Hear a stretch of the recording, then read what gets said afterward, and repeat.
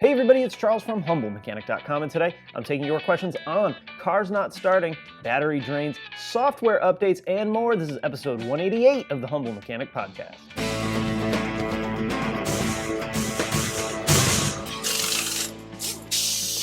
All right, in order to get a question on a show like this, email me, charles@humblemechanic.com. Put question for Charles in the subject, ask your question right at the top, mash that enter button a few times, then give me the details of your question. That helps me out a ton when I'm digging through all the emails that I get every day to make sure that I get your questions answered. Also, if you don't see your question on a show like this, be sure to check out the quick videos playlist on YouTube where I take one question per video. And of course, the best way to never miss anything is to make sure you hit the subscribe button. All right, let's talk about the sponsor of the day, which is CRP Automotive. CRP deals in a ton of OE maintenance and repair parts, timing belt kits, suspension components, and even fluids. In fact, they make the factory DSG fluid for Volkswagen and Audi. So check them out at crpautomotive.com. And remember, if you want exclusive content discounts you can't get anywhere else, as well as VW Audi training manuals built for the classes that I teach, be sure to check out the Crew Membership Program. There's a link down in the description. It's an awesome program with a ton of really great people involved, a really cool micro community of this amazing, wonderful, awesome, and growing community that we have here on Humble Mechanic. So with all that wrapped up, let's get into the questions. First one comes from Nick. What would cause my 09 Jetta 2.5 to not turn over at all? I know a vague question, but here are the details. There is no sound at all. The battery's fine, power windows, locks, radio, etc. work. The dash lights gauge cluster does not come on when I try and start it, except for the odometer and clock. It only seems to happen randomly. When I went to crank it, then it shut off while sitting at a stoplight and will not crank back. Had to get it towed. I realized that when I got it towed home that I had lots of oil on the lower driver's side part of my engine, which I believe could be from the vacuum pump failing, thanks to your other videos. I checked the dipstick and it was dry. Don't know if the vacuum pump and lack of oil is related or separate to the car not starting, along with the dash lights not coming on. Before I realized the oil was leaking and it was low, I thought maybe a shot ECU or a power relay leading to it. What should my next steps be? Nick, wow. So that sucks. So when you're saying it's not turning over, I'm guessing in this case anyway, it's not even cranking at all. You turn the key, nothing happens. You may or may not get the click. So a few things could be going on. You could have a bad starter, and you almost have two separate problems, it sounds like. You could absolutely have a bad starter. That would cause it to not crank. Usually you get a thunk or a clunk or something like that when you hit the ignition. So we're going to want to check that, make sure that when you hit the key in the run or start position rather, that you have power at the starter. That'll engage it and cause it to turn.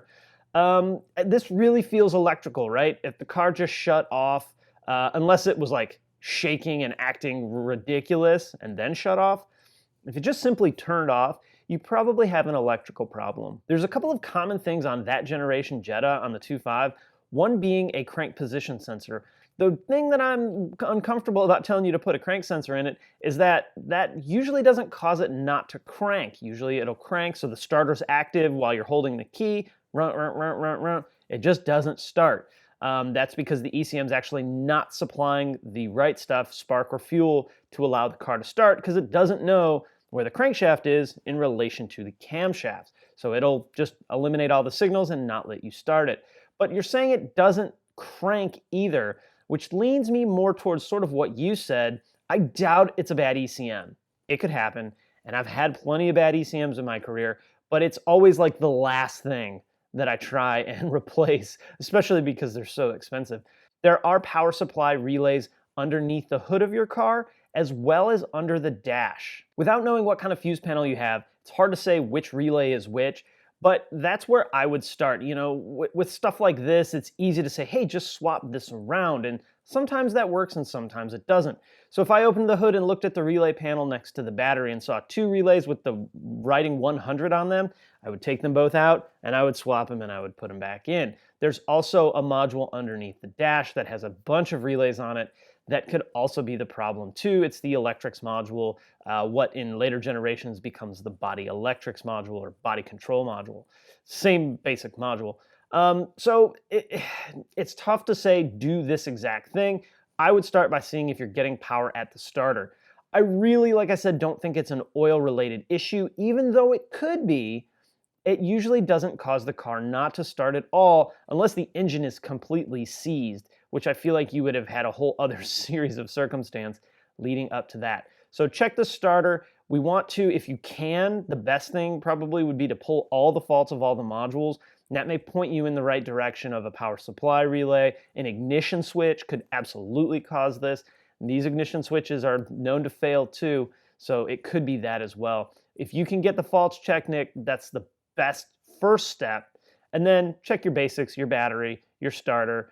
The cluster wasn't lighting up, which is really weird even when you turn the ignition on. So that kind of makes me think maybe it is an ignition switch problem. But there's a lot of different directions that you could go, and none of them as a first step are bad. But to get the best possible diagnostic path for this problem, I would really want to pull faults and see what modules have faults, what they are, and maybe you can't even talk to one of the modules, and that would be the place that I would lean towards first. Also, if you have a test light, buzz down and check the fuses. It's going to take you a couple of minutes, and it's going to be well worth the time. Make sure you check them all, and make sure that you're not missing any. All right, next one comes from Daniel. Hey Charles, can a bad/waterlogged BCM on a B5.5 Passat cause a battery voltage drain and kill the digital display on the cluster? I went on vacation. When I came back, the carpet of my Passat was flooded with 2 inches of water. I tried to turn the car on to move it into the garage, but the car wouldn't turn over and the cluster shows no life. When I took a voltmeter to the battery, it read less than 8 volts. Before I had left the car, it started fine. I know the BCM is probably shot from water, but could it also contribute to more electrical gremlins to arise? Or is it safe to assume that the wiring harness is overly corroded? Thanks for the help. Love your videos. Any question answered is very thorough, both with how to fix and what could be the cause. All right, man, this, wow, I've been here a million times on this generation Passat. So on the B5, the B5.5 Passat, a lot of Audis, the Phaeton, probably a bunch of other Volkswagen Audi cars, they have modules living under the carpet. Why? I don't know, but they are, and they're in water-resistant containers, so water can get in them. On the Passat, on the driver's side is the BCM, or the convenience module, which it's actually called on this car, but it's the same basic thing. Driver's side, and then on the passenger side is the trans computer on the automatic cars. Could it be causing all of this? Absolutely. The very first thing you need to do is get the battery right. There's no point in trying to diagnose how bad some of this stuff is until you have a good battery. You can also pull the door sill trim off, pull the carpet up, pull that box out, and see how much water's in it, get the water out of it, and try to start drying it out. Sometimes you can save these boxes. If that water hasn't been in there for 2 or 3 weeks, months, years, and it's only been a day or so, you can sometimes dry these out, take them apart, dry them out, dry the carpet, dry the wiring harness, and be absolutely fine. Unfortunately, for the most part, as soon as water gets in that module, it's usually toast. Remember that water conducts electricity, so it can be firing little electronicals all across that module and very easily smoke the module. We also want to make sure that all the fuses are good. Remember, it can shoot all those electronicals everywhere. It could have easily blown a fuse, and that's really common as well. As far as the cluster being related to the convenience module failure, it's possible. I don't know that I can think of a specific instance where I've seen those two, but depending on where the water leak came from, it's not out of the question to have water in the cluster. I've seen it on Jettas of that generation before a bunch of times. I don't know about a Passat, but it could absolutely happen. So start with getting the water out, right? And analyzing just how bad the corrosion, if any, really is. Once we get that out and dried, we need to get the battery voltage right. Then what we need to do is, once the battery's good, we need to go through and check all our fuses and make sure everybody's happy there. If that doesn't work, boy, you're in for a heck of a time. You can check power and ground at the convenience module. Also check the lights in the doors, the glove box light, and the overhead console light on the Passat as well. All of those having short circuits can actually do damage to the convenience module or simply blow the fuse for the convenience module. It's not related directly, at least according to the wiring diagram, to those lights, but that module controls all that stuff, and I've seen the fuse blown from one of the door lights or the overhead console light. So man, really, really thorough visual inspection is going to be key here.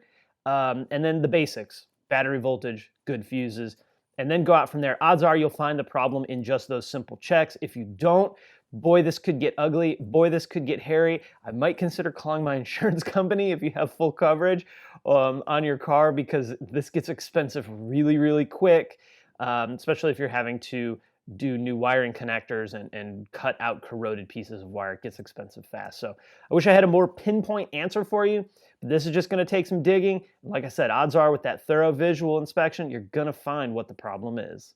All right, next one comes from our good friend Laura. So if I bought an air compressor for my Jetta and it's an authorized VW part, let's say I waltz into the dealership and ask them to install it. Can they refuse? Thanks for all your info. Unrelated question, do you watch the UK version of Top Gear or whatever they call it now? Love that show as well as yours. Thanks, Laura. Half the time I've got no clue, but it all sounds cool. Okay, now you can roll your eyes. Laura, I'm not going to roll my eyes at you. That's really funny, and I appreciate all the great questions that you send.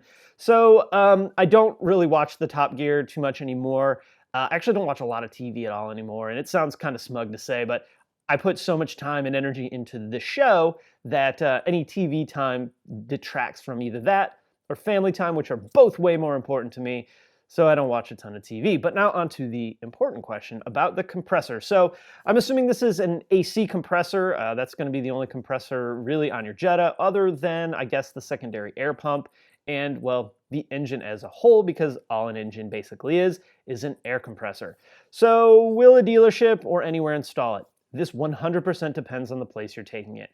Remember that shops make money on parts. So if you come to, if I'm a shop and you come to me and say, hey, install this part for me, I'm losing revenue because I'm not able to mark up a part. Is it right? Is it wrong? Is it fair? Is it not? I don't have an opinion of that. That's just the way it is. So you're gonna find that a lot of shops are gonna be a lot less excited to install a part you bring to them versus installing a part that they would sell you.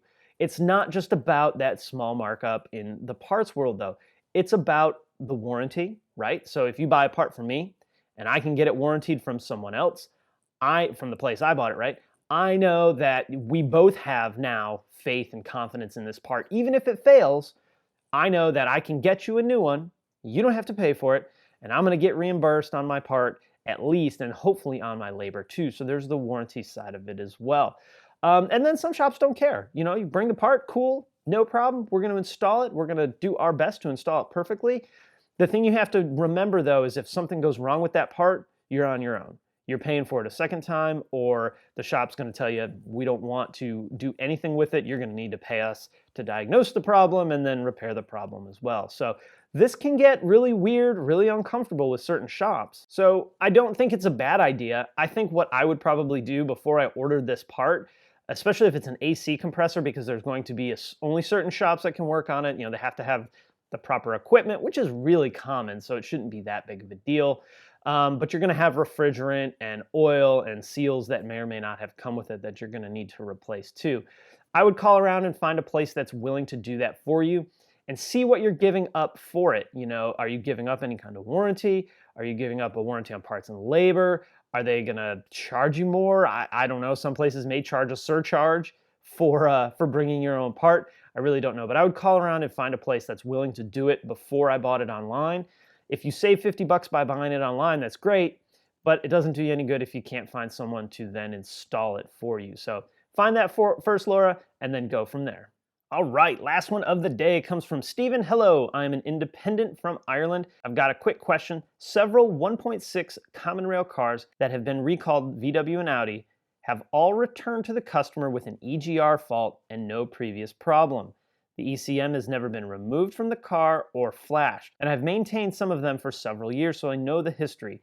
Any explanation, or have you experienced this? The codes are typically P045C and P0489. Not sure if your recall in America is the same as the European one. So we don't have the 1.6 here in the US at all. Also, our recall almost guaranteed would have been different anyway. So there's a lot going on, right? And a lot of this I don't know. I don't have experience with this. My point of this question is more of what goes on in these recalls or these updates or these campaigns that changes the dynamics of the car. So I don't know specifically, we could be dealing with changes in airflow. They could have changed the ECM software. Typically, with engine modifications, a software update does come at some point in the car's life. And the funny thing about software updates is, so the way we do a software update, a little bit of backstory, we plug the car into the scan tool, we run a full log, then we go in and we punch in a code, and that calls up to the mothership and tells it what car we have, and then what we are trying to do to it, what software version we're requesting of software of the ECM or TCM or any module, it doesn't matter. So we mash this code in, it loads the software, we're good to go. The interesting thing is sometimes the code doesn't change. So a really good example is our 2-liter turbo common rails. There's been a software update from very early on when these came out, and it had a certain code, and as time went on, the update changed, right? The information to the computer changed, but the code never did. What that means to me is that when the they up in the mothership can change the coding at any point in time, and they don't have to tell us anything about it. Because we're just going to go in, we're going to enter 3339, and we're going to update it, and we're going to assume that it does a certain update based on the parameters that we expect when we read in the paperwork. But the truth is, it can be changed to anything at any time. And some of it may be for this kind of exact thing.